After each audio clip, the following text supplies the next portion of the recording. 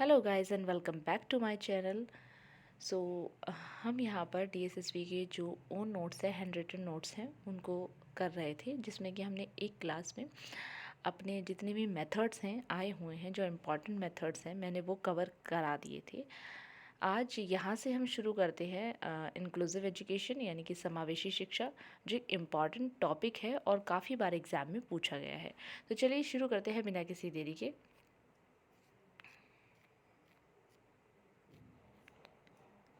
यहाँ ये खेल विधि हमने कवर कर ली थी सारी, जितनी खेल विधि है और ये सब जितने भी मेथड्स हैं वो सब हमने कवर कर लिए थे। अगर आपने वो वीडियो नहीं देखी है तो पहले वो वीडियो देख लीजिए, उससे आपको ये सारी चीज़ें क्लियर हो जाएंगी।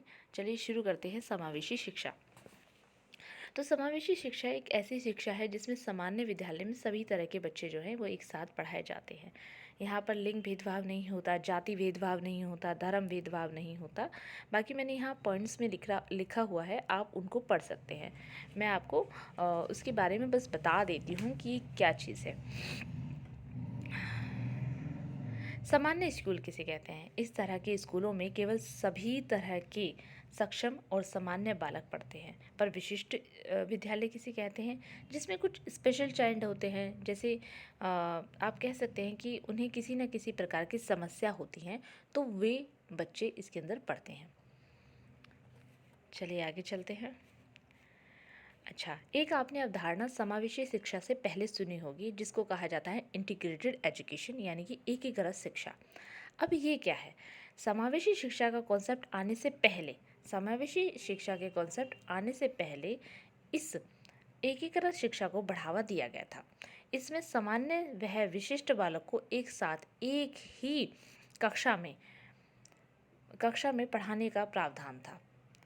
पर क्या होता है कि यहाँ पर जो है वो बच्चे ना अच्छी तरीके से गैदर नहीं कर पाते, और जितने भी आपके शिक्षक थे उनको भी विशेष प्रशिक्षण नहीं दिया गया था, उनको भी ट्रेनिंग नहीं दी गई थी कि किस तरीके से आपको उन बच्चों को टैकल करना है, समझाना है, और किस तरीके से जो है ये एक तरीके से सामान्य स्कूलों पर थोप दिया गया था कि आपको इस चीज़ करनी करनी है। उनको पता नहीं बच्चे कैसे हैं, स्वभाव उनका कैसा है, तो ये सारी चीज़ आपकी ये सारी परेशानी हुई थी एकीकृत स्कूल में। उसके बाद आपका यही आता है समावेशी शिक्षा। एकीकृत शिक्षा की असफलता के बाद आपका समावेशी शिक्षा आता है, अपनाया गया था समावेशी शिक्षा। भारत सरकार के द्वारा ये संचालित किया गया था। इसमें सामान्य व विशिष्ट दोनों तरीके के बालकों की आवश्यकता के अनुसार सुविधाएं उपलब्ध कराई गई थी। आपसे पूछ सकते हैं कि अगर एक समावेशी कक्षा है तो उसमें विद्यालय के दरवाजे किस तरीके के होंगे? छोटे होंगे, बड़े होंगे, चौड़े होंगे, लंबे होंगे? इस तरीके से आपसे पूछा जाएगा। अगर बालकों की ही बात की जा रही है यहाँ पर, तो आप उससे भी आइडिया लगा सकते हैं कि स्कूल के दरवाजे जो हैं वो चौड़े होंगे। अगर कोई बच्चा व्हील चेयर पे होता है या बैसाखी से चलता है तो उनके लिए जो है सुविधाजनक हो। ठीक है। आगे क्या है कि शौचालय उनके लिए सुविधाजनक होंगे, जिस तरीके से वो मतलब आराम से शौच कर सके या आराम से जो है वो कंफर्टेबल हो सकें। उसके अलावा रैंप होगी, जिसमें बच्चा जो है उसको स्टेयर्स का सामना ना करना पड़े, सीढ़ियाँ ना चढ़नी पड़े। अध्ययन सामग्री की सुविधा भी उनको दी जाएगी, यानी कि उनको सपोर्ट मटेरियल भी दिया जाएगा, जैसे सामान्य बच्चों को दिया जाता है। और उनमें भी कुछ सुविधाएं करके, जैसे ब्रेन लिपि के तहत कुछ सुविधाएं कराई जा सकती है बच्चों को। अब बच्चे को नहीं इतना दिखता है तो ग्रीन ब्लैक बोर्ड का यूज़ किया जाएगा। तो बेसिक बेसिक सी चीज़ें आपको इसके अंदर ध्यान रखनी है। विशिष्ट प्रकार के बालकों के प्रकार कितने प्रकार के होते हैं, तो ये आपको याद रखना है। प्रतिभाशाली होते हैं, प्रतिभाशाली वह प्रवीण बालक यानी कि गिफ्टेड वह talented. Mentally retarded children, learning disability होती है, बिहेवियर डिसऑर्डर होता है, स्पीच एंड लैंग्वेज डिसऑर्डर होता है, हेयरिंग डिफेक्ट होती है, मतलब हेयरिंग डिफेक्ट होता है बच्चों के अंदर, सुनने में उनको दिक्कतों का सामना करना पड़ता है। विजुअल एम्पावरमेंट होती है, देखने में दिक्कत आती है। फिज़िकल एम्पावरमेंट होती है। ये सारी आपकी इसके अंदर आ जाएंगी। आपको ये सारे के सारे एक बार पढ़ने हैं और याद करने हैं।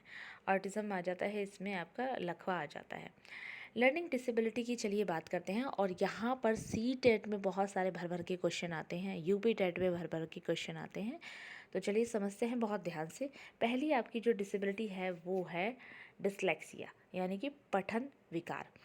अब इसके अंदर क्या होता है, नर्वस सिस्टम में आपके कमी आ जाती है, न्यूरोलॉजिकल डिसऑर्डर होता है ये एक तरीके का। इसमें बच्चे को कम दिखना शुरू हो जाता है, और उसकी जो स्मृति शक्ति है, मेमोरी है, वो लॉस, धीरे धीरे लॉस मेमोरी होनी शुरू हो जाती है। बच्चे में पठन विकार होता है, पढ़ नहीं पाता, छोड़ छोड़ कर पढ़ता है, वॉस कोशे यानी कि उल्टा सीधा पढ़ता है, बी को डी पढ़ता है, धीरे धीरे पढ़ता है। अब इसमें क्या चाहिए, लॉट्स ऑफ प्रैक्टिस चाहिए बच्चे को। जितना ज़्यादा प्रैक्टिस कराओगे वो उतना ही ज़्यादा कैपेबल होगा। चलिए आगे चलते हैं। डिस्ग्राफिया आपकी किससे संबंधित है, लिखने से संबंधित है, लेखन विकार है, सेम वही न्यूरोलॉजिकल डिसऑर्डर है ये भी। और लिखने में समस्या का बच्चे को सामना करना पड़ता है। अक्षरों के बीच में बच्चा क्या करता है, जगह छोड़ देता है, वो लिखता है और फिर वो अक्षरों के बीच में थोड़ा थोड़ा गैप देना शुरू कर देता है, तिरछा लिखना शुरू हो जाता है। अब आप ये मत बोलिएगा कि अध्यापक भी तो तिरछा लिखती है तो उसको डिसऑर्डर है, नहीं, वो एक प्रैक्टिस की जो है कमी होती है, जिसकी वजह से अध्यापक जो है वो तिरछा लिखती हैं।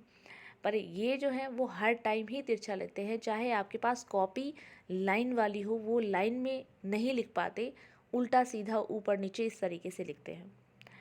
आँख वह हाथ में सामंजस्य की कमी होती है, देख कहीं और रहे हैं, लिख कुछ और रहे हैं, देख कुछ और रहे हैं, लिख कुछ और रहे हैं। धीमा वह भद्दा लेखन होता है, आकृति बनाने में उनको बहुत परेशानियों का सामना करना पड़ता है। इसमें भी वही है, आपको क्या करना है, प्रैक्टिस बहुत ज़्यादा करनी है। अब बात करते हैं गणित की, तो यहाँ है डिस्कैलकुलिया, यानी कि गणित संबंधी समस्याएं होती हैं।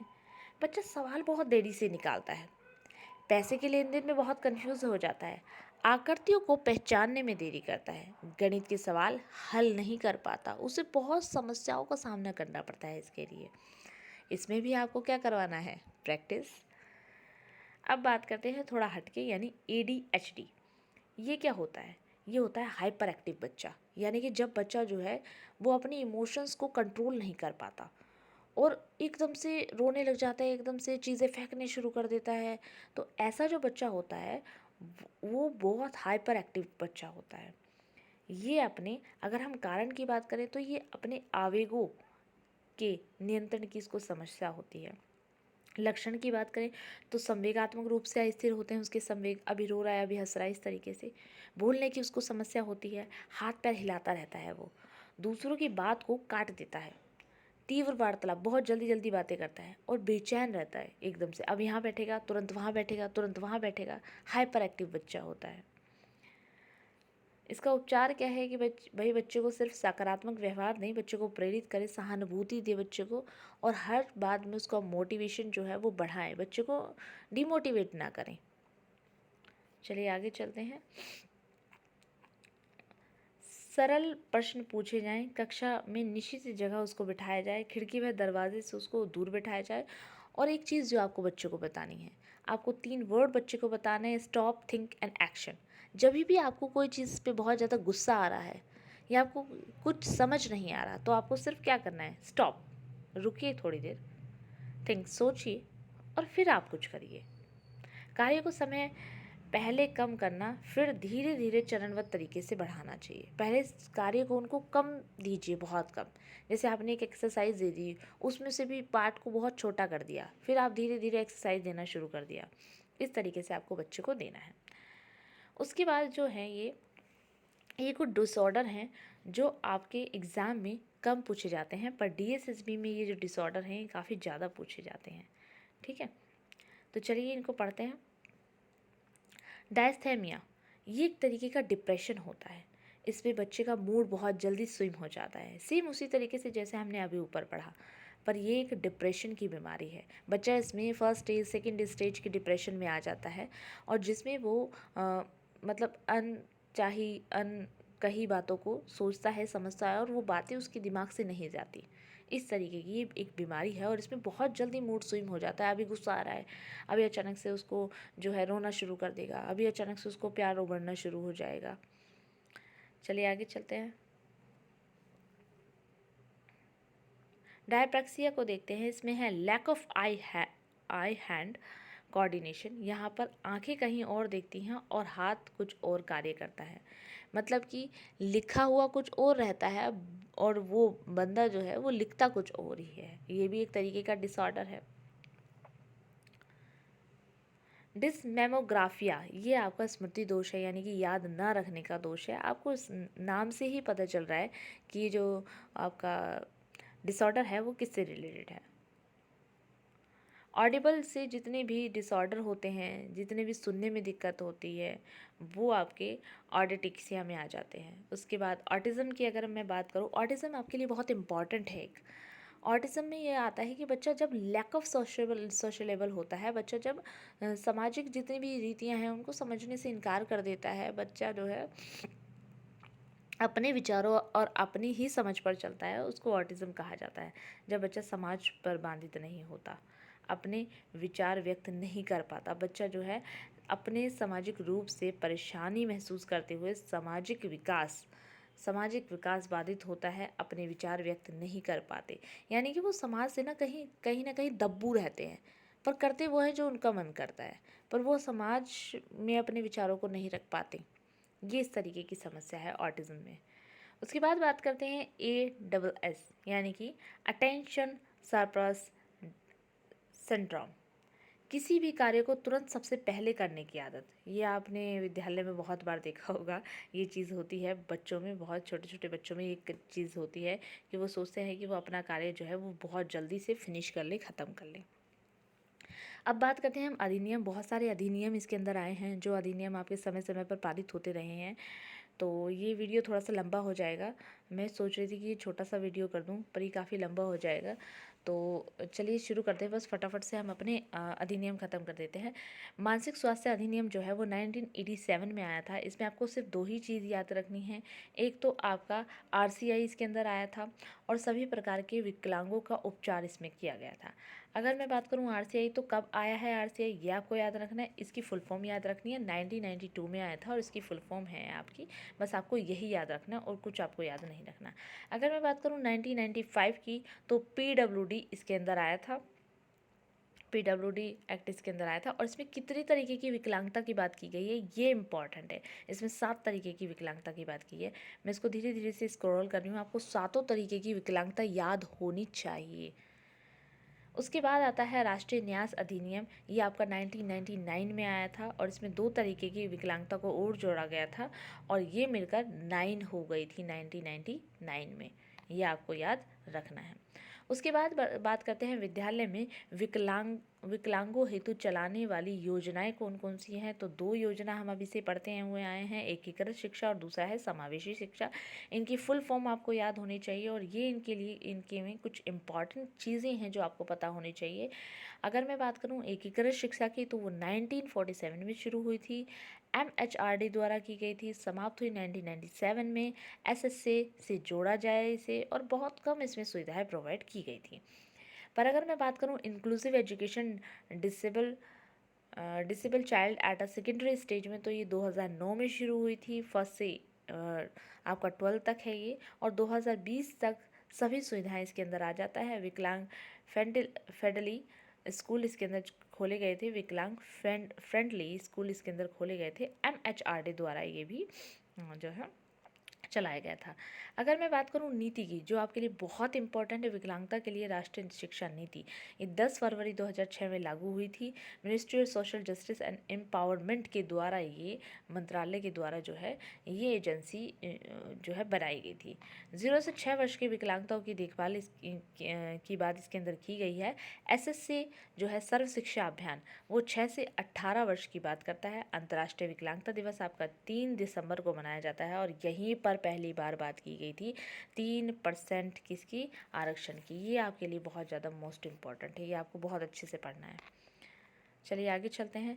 समावेशी में प्रयोग होने वाली हैं आप कुछ अवधारणाएं हैं, आपको 4 अवधारणाएं याद रखनी है। सबसे पहले तो है संस्था रहित शिक्षा, किसी भी एक संस्था में बच्चों को शामिल नहीं किया जाएगा।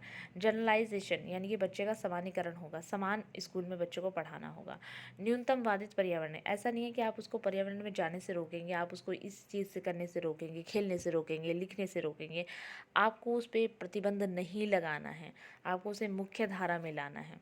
मतलब कि जो सब करते हैं वही आप उनको करने के लिए इंकरेज करेंगे। उसके बाद अगर मैं बात करूँ तो ये कैटेगरी है मेंटल रिटार्डेशन की, कुछ नर्सरी और ट्रेनेबल, एजुकेबल और एक आपका रेगुलेटरी एजुकेबल। यहाँ पर आईक्यू दिए गए हैं जिसमें 0 से 25 में अगर मैं बात करूँ तो थोड़ी सी देखभाल की ज़रूरत होती है, मतलब देखभाल की बहुत ज़्यादा ज़रूरत होती है। ट्रेनेबल की अगर मैं बात करूँ तो यहाँ पर बस कुछ हद तक ट्रेन किया जा सकता है। एजुकेबल की बात करूँ तो इनको कुछ सीमा तक पढ़ाया जा सकता है, और रेगुलेटरी आपका ये नॉर्मल स्कूल में जा सकता है। कुछ आपकी संस्थाएं हैं जो आपकी, अगर मैं बात करूँ national institution of visually handicapped की देहरादून में है, जो अंधे लोगों के लिए है। उसके बाद national institute of mentally handicapped जो है वो आंध्र प्रदेश में सिकंदराबाद में है, ये मानसिक लोगों के लिए है। अली यावर जंग बाधिर, ये आपका मुंबई में है। बाधिर स्कूल आपका हैदराबाद में है। राष्ट्रीय अस्थि रोग विकलांग संस्थान जो है वो आपका कोलकाता में है।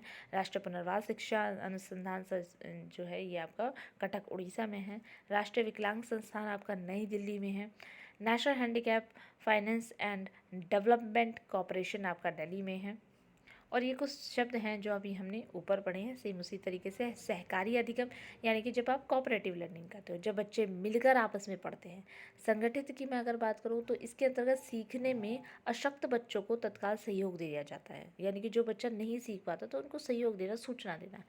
अगर मैं बात करूँ प्योर ट्यूटरिंग की, तो यहाँ पर क्या होता है, सहपाठी अधिगम होता है कि भाई जो होशियार बच्चा होता है वो कम होशियार बच्चों को पढ़ाता है व्यक्तिगत रूप से। आकलन आपका आ जाता है, बच्चों का आकलन उनकी क्षमता के अनुसार किया जाता है। उसके बाद मैं बात करती हूँ कि ये आपका इम्पॉर्टेंट है, इटार्ड। ये आपका पहला मनोवैज्ञानिक टीचर था जिन्होंने सोशल एजुकेशन को लाए हैं ये। और सेंगविन की बात करूँ तो सोशल एजुकेशन के महान अध्यापक ये रहे हैं। उसके बाद ये कुछ आर्टिकल्स हैं जो आपको पढ़ने याद करने हैं। 14 आर्टिकल आपको पता होना चाहिए, 15-16 पता होना चाहिए, 21A आपको पता होना चाहिए, 46 आर्टिकल आपको पता होना चाहिए। एसएससी जब बना था तो उस समय उम्र जो थी वो 6 से 14 साल थी, पर अब जो है वो 6 से 18 साल हो गई है। यहाँ पर आपका इंक्लूसिव एजुकेशन ख़त्म होता है। मैंने बहुत जल्दी से चलाया क्योंकि मुझे लगता है कि हमें सिर्फ इम्पॉर्टेंट चीज़ों पर ध्यान देनी है, इतना ज़्यादा किसी फालतू चीज़ों पर ध्यान नहीं देना। आई होप आपको ये वीडियो हेल्पफुल लगा होगा। अगर आपको ये वीडियो हेल्पफुल लगता है तो मेरे चैनल को लाइक करें, शेयर करें, सब्सक्राइब करें। Thank you so much for watching this video.